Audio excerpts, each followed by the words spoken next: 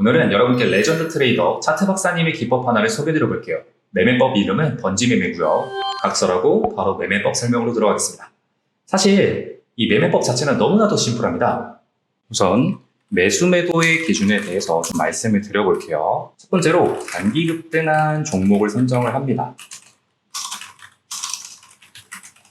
근데 이 단기 급등했다고 무조건 선정하는 건 아니고 이동평균선이 정배열을 이룬 종목 안에서 단기 급등한 종목을 선정한다라는 거 알고 계시면 되고요. 다음으로 이동평균선 중에서도 특히 20일과 20일 이동평균선의 이격이 큰 종목을 대상으로 삼아서 기법을 적용하시면 된다라는 거 알고 계시면 될 것 같고요. 사는 시점에 대해서 좀 말씀을 드려보면 일본 차트에서 이 5일과 10일 이동평균선이 있잖아요. 이 이동평균선의 데드크로스 시점 직전일부터 직후일까지 매수를 한다라는 거 알고 계시면 될 것 같습니다. 자, 그리고 이 10일과 20일 이동평균선에 50% 미만으로 내려오면 매수를 하면 되는데요. 이게 무슨 말인지 잘 모르겠죠. 제가 그래서 루닛이라는 종목을 예시로 한번 설명을 드려보도록 하겠습니다. 자, 여기 차트를 보게 되시면요. 여기 10일 이동평균선 보이시죠? 그리고 아래쪽에 20일 이동평균선이 있는데 이 둘 이동평균선 간격 사이 이 절반 아래로 내려오면 매수를 한다라고 방금 말씀을 드린 겁니다. 네, 자, 그리고 다음으로 이 주가가 상승했을 때 목표 수익은 7% 정도로 잡아주시면 됩니다.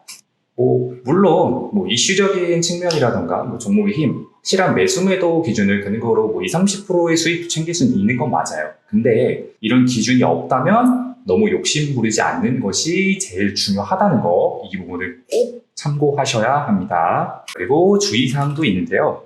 주가의 급등 구간 또는 하락 구간에서 큰 조정이 없는 깨끗한 종목을 선정을 한다 라는 거 참고하셔야 하고요. 좀 더 쉽게 말씀을 드리면 올라갈 때는 세고 강하게 깔끔하게 올라간 종목, 내려올 때도 하락폭이 크고 깊게 깔끔하게 내려오는 종목을 선정을 한다라는 말이에요.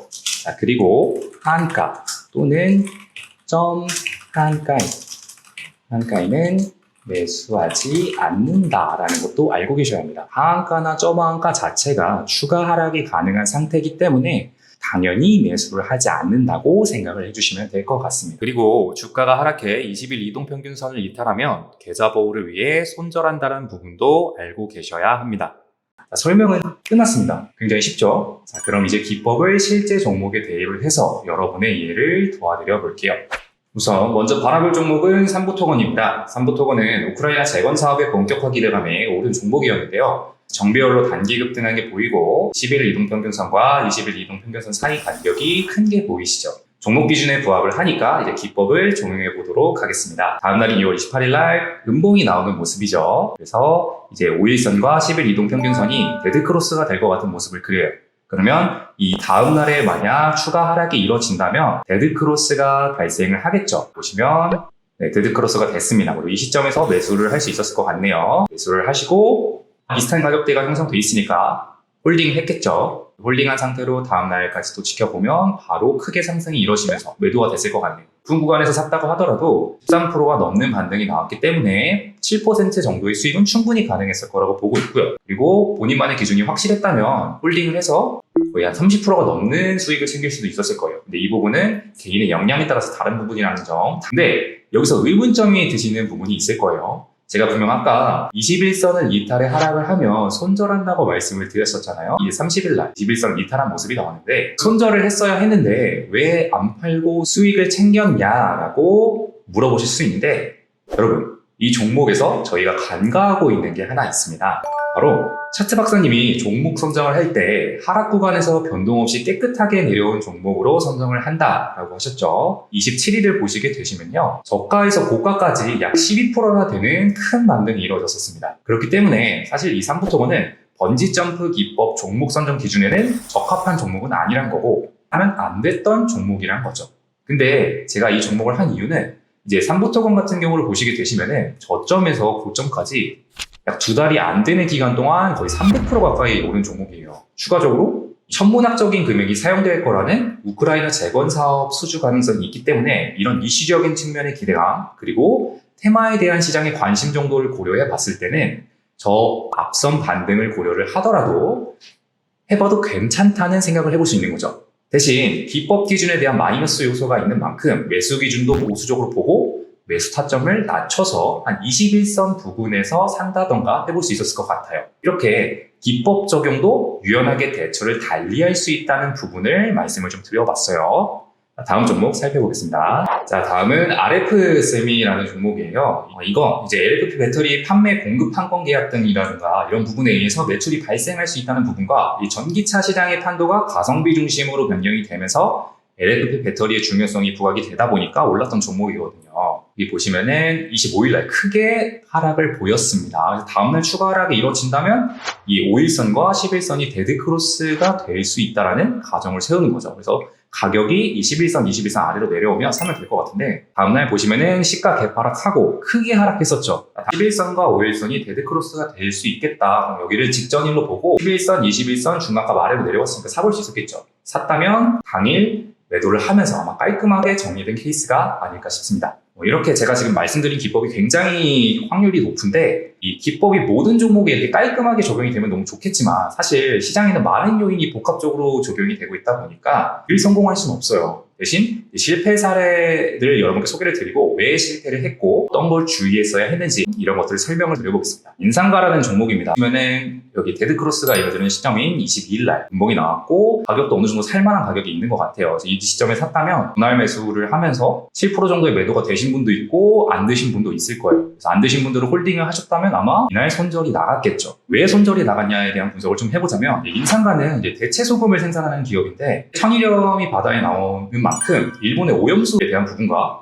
비가 온다는 예보로 소금값이 이제 폭등을 하면서 주가도 굉장히 크게 상승을 했던 종목이에요. 근데 이런 원자재 가격 변동이 좀 민감하게 영향을 받는 종목 같은 경우에는 상황에 따라서 주가가 굉장히 급변을 보일 수 있기 때문에 조심히 매수를 해야 된다는 거죠. 그래서 21선 이탈한 29일 날을 보시게 되시면요. 이때 정부에서 비축분을 공급할 것이고 7월에는 햇소금이 공급될 것이라는 소식이 나왔었어요. 이는 결국 소금 가격이 떨어질 거란 소리고 주가를 끌어올린 이유가 소멸된 악재가 될 수 있기 때문에 시장 상황을 살피면서 21선 이탈을 기다리는 게 아니라 사전에 잘라내는 것도 방법이 될 수 있다는 거예요. 그래서 이렇게 원자재 같은 경우에는 이런 경우도 발생할 수 있으니까 무작정 기다리는 게 아니라 상황에 따라서 대처하는 방법도 익혀야 한다. 이번에는 다이나믹 디자인이라는 종목과 EV 첨단 소재라는 종목을 동시에 볼 거예요. 일단 이 두 종목이 오른 이유에 대해서 먼저 말씀을 드려보면 EV 첨단 소재가 수선화 리튬 공급사를 확보를 했었어요. 그러면서 이제 리튬 공급 사업의 본격화 기대감에 주가가 굉장히 크게 올랐었고 다이나믹 디자인 같은 경우에는 EV 첨단 소재를 최대 주주로 두고 있기 때문에 그런 부분이 시장에서 부각을 받으면서 상승을 했었습니다. 여기서 중요한 건 뭘까요? 바로 다이나믹 디자인이 EV 첨단 소재에 수혜를 입어서 상승을 했다는 점이에요. 그렇기 때문에 둘 다 요건에 부합을 하더라도 다이나믹 디자인 같은 경우는 EV 첨단 소재의 주가 변동에 영향을 많이 받기 때문에 기법 적용을 할 거라면 EV 첨단 소재에 하는 게 맞았고 만약 다이나믹 디자인의 기법을 적용할 거라면 EV 첨단 소재의 움직임을 살피면서 접근을 했어야 된다는 사실입니다. 결과적으로도 좀 살펴보면 EV 첨단 소재 같은 경우는 이제 데드크로스 당일인 25일날 또는 직전일로 계산하고 24일날 샀어도 바로 수익이 났을 거예요. 좀 보여드리면 25일날 보시면요. 이 저점 부분에서 매수를 하셨다면 거의 한 8% 가까이 반등이 나와요. 자, 다이나믹 디자인을 보게 되면요. 여기 보시면은 큰 음봉이 나온 날, 다음날 이 데드크로스 직전일이 될 수 있겠다. 이 부분에 좀 사볼 수 있었겠다라고 생각을 할 수 있겠죠. 만약 샀다면 바로 대파락 시작하면서 손절이 나갔을 거예요. 애초에 그래서 이동평균선이라는 기준도 부합을 하지 않았지만 가격적인 측면을 고려해 샀더라도 가격 기준이 이탈을 했기 때문에 손절이 나갔을 거예요. 자, 이렇게 이슈적 측면의 수혜 종목이 다양한 경우가 있어요. 그런 경우에는 소위 말하는 대장, 즉 가장 강한 종목을 선정해야 한다는 걸 말씀을 드려봤습니다. 그래서 이 부분도 참고하시고 기법을 적용해서 본인만의 방법으로 만들어 나가시면 될 것 같아요. 번지매매 기법은 차트 박사님과 황율승부님이 개발하신 기법인데요. 이미 차트 박사님의 저서에 번지매매 기법이 소개되어 있고 주차연에서도 간단한 설명을 보실 수 있습니다. 번지매매 또는 다른 강사님들의 비슷한 매매를 해보신 분은 아실 것 같은데 100% 성공을 보장하진 않지만 확률이 상당히 높습니다. 대신 100%가 아니기 때문에 반드시 훈련을 하고 공부하셔야 합니다. 기법에 종목을 끼워 맞추는 우를 범하지 마시고 종목 선정을 잘할 수 있도록 꾸준히 노력하시길 바랍니다. 도움이 되셨나요? 이렇게 여러분께 도움이 될 수 있는 영상으로 다시 찾아뵙도록 하겠습니다. 감사합니다.